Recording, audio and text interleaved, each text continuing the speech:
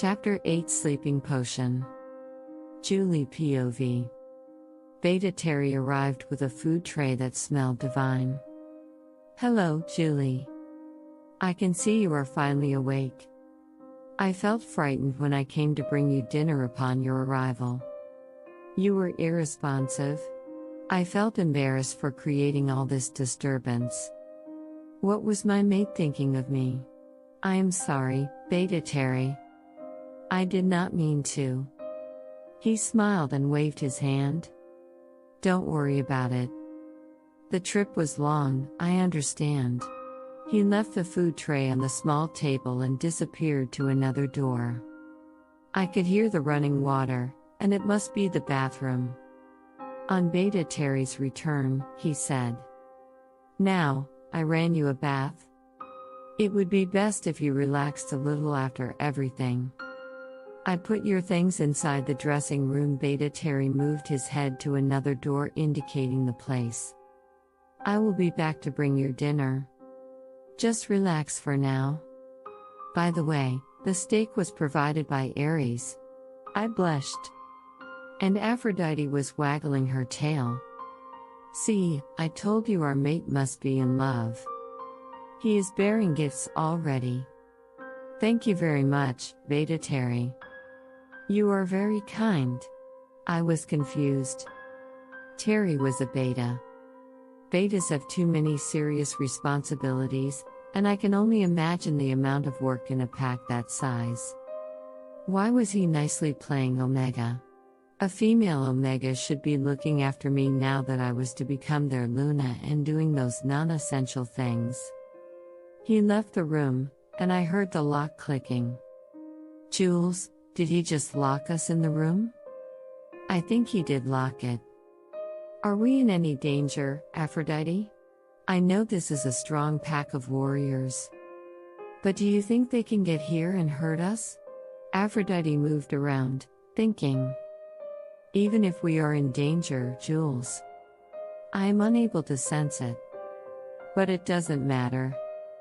Now we have a strong mate to protect us. I took a deep breath and thought about my family. That is true. My father always protected my mother till the end. It might be because we have not been introduced to the pack yet. We are rogues at the moment. Better stay inside till the Luna ceremony. Yes, Jules, we can't afford to run into trouble. Now eat our food. It smells delicious. I can't wait to taste what Ares got us and have a well-deserved bath, I laughed. Oh yes. I have not had a warm bath since I was 12. The delicious food and the bath Beta Terry prepared were to die for. The bathroom was even more luxurious than my father's one at the pack, and everything seemed expensive. It was dark outside, and I was getting nervous. I did not know when my mate finished his alpha duties and if he would have dinner with me. Would he find me pretty even when I could not look at my skinny face in the mirror? I was wearing a long-sleeve white top and jeans, both engulfing my frame. But even though I was nervous, I wanted to see him. I wanted him to hold me in his arms like Aphrodite said he did. I felt calm again, and I knew it was Aphrodite sensing my discomfort and trying to help me. The door clicked open, and in walked Beta Terry with a tray. I am sure he could feel my disappointment. He knew I wanted it to be my mate. He gave me an apologetic smile and put the tray on the small table. How was your day, Julie? Were you able to relax? I went to sit on the sofa. Thank you for the food. My day was good. The bath was lovely. I feel rested now, thanks to you. Speaking of bath, I got you something. He put a small glass flask on the table. I drove to a witch that works with the pack. She lost her coven, and we provided her with safety.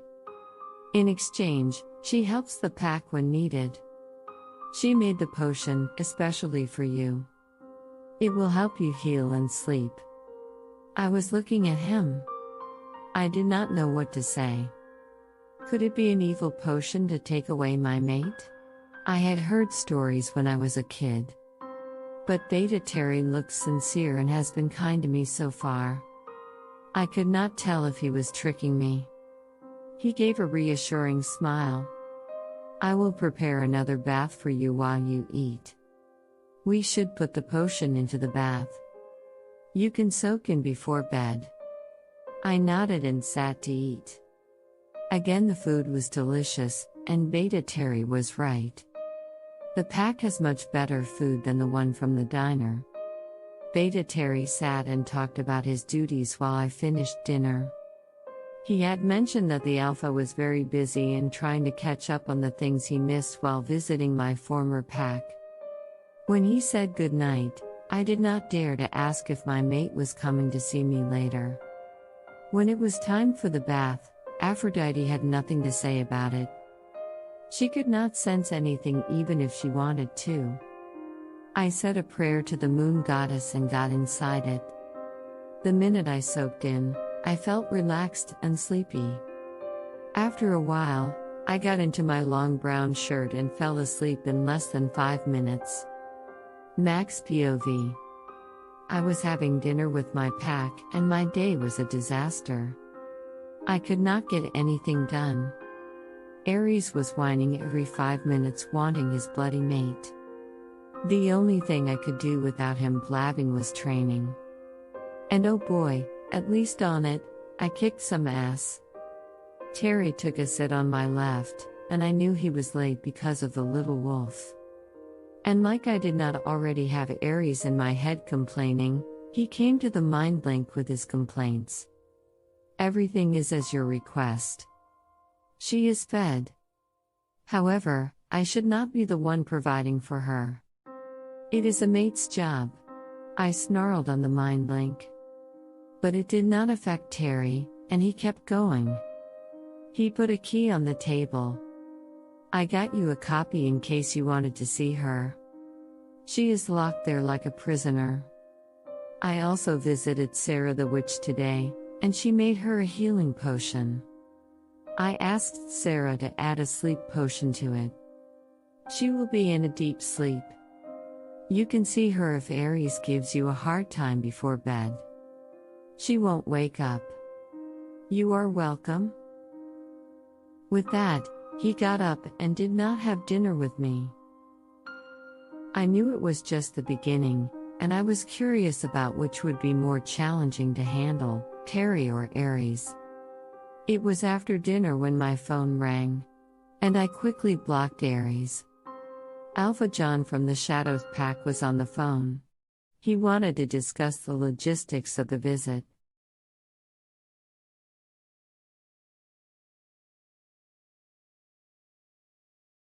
With everything happening, I completely forgot about it. We had settled it before I left for that trip to hell. And I already knew I would have a problem with Aries when he found out about it. Alpha John was pushing hard to renew our alliance. And, of course, I knew who was the one behind it, his daughter Tanya. The alliance would benefit both packs.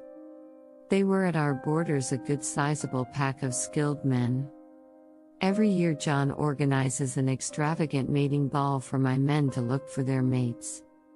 We have easy access to the pack and no trouble on the south side of our borders. Because of it, we rarely have problems with rogues getting inside the pack from there. I could concentrate the night patrol in other areas, and my men are happier as fewer people must do night shifts and can sleep with their mates more often. My pack had more skilled members than his. They knew they could rely on us when someone challenged them. We had fought their wars many times because of the alliance. If we did not close the deal, John's pack would suffer more than mine. But he was stupid enough to risk the safety of his pack because of his daughter's wants. Of course, the new deal had to be his daughter's doing. The terms had been the same since my great-grandfather. Now John wanted me to mate with Tanya to keep the union. I met Tanya when I returned from Alpha training camp, ready to start my duties as an Alpha. It was my 21st birthday, and we had a big party inviting all the packs with an alliance. Of course, it was also an opportunity for me and Aries to find our mate. There were many people, but we did not find our mate. Tanya was not keen to save anything for her destined mate, nor was she interested in finding one. I fooled around with Tanya, and she ended the night in my bed. Of course, she was not my first conquest, and I was sure she had mated before. Many Alpha daughters travel around packs looking for mates. But not Tanya. She always wanted me as her mate. Tanya wanted to be my Luna. Saying she wanted a powerful Alpha and pack, and I was it. Tanya is beautiful and charming. She had been trained to be a stronger Luna since she was a pup, and I was okay with accepting her into the blue moon. I would not have to worry about breaking her in half or that Tanya would not heal in case of war happened. She would not easily get hurt and die, killing me in the process. I did not promise John anything before I left for that goddammit trip. I invited him for a visit and a party. I said I would consider it. But when Aries hears that I am taking Tanya as our mate, he will flip. I lowered my walls, and it was 11 in the evening. Aries was already antsy waiting. You know you got to stop doing that. It is like you have some secret you don't want me to discover. Your phone rang, and you blocked me. Annoyed, I massaged my forehead. I blocked you, Aries, because you can't shut up for a minute since we left for that awful pack nearly a week ago. I'm running a pack here, buddy. I have to concentrate, and you aren't letting me. He stood up. Whatever, Max. You better bring me to my mate now. It is late, and there is zero chance I will let you sleep tonight if you don't let me see her. I have been patiently waiting for you the whole day. I groaned. Aries, if there is one thing you don't have, it is patience. I walked to her room and used the key Terry gave me. Why did you lock the door, Max? Of course, he would not understand my answer. If he could, he would be in the room with her all day till she could leave. Because I don't want anyone seeing her, Aries. Remember, no marking her, or I will take away all your privileges with her.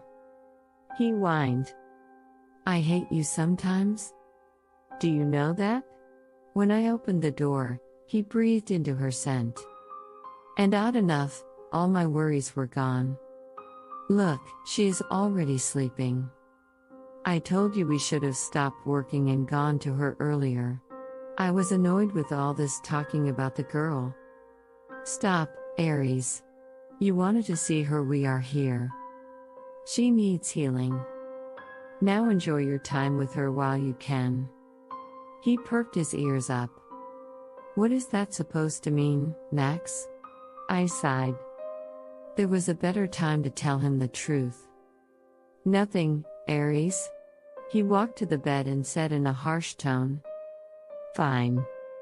But we are sleeping here again.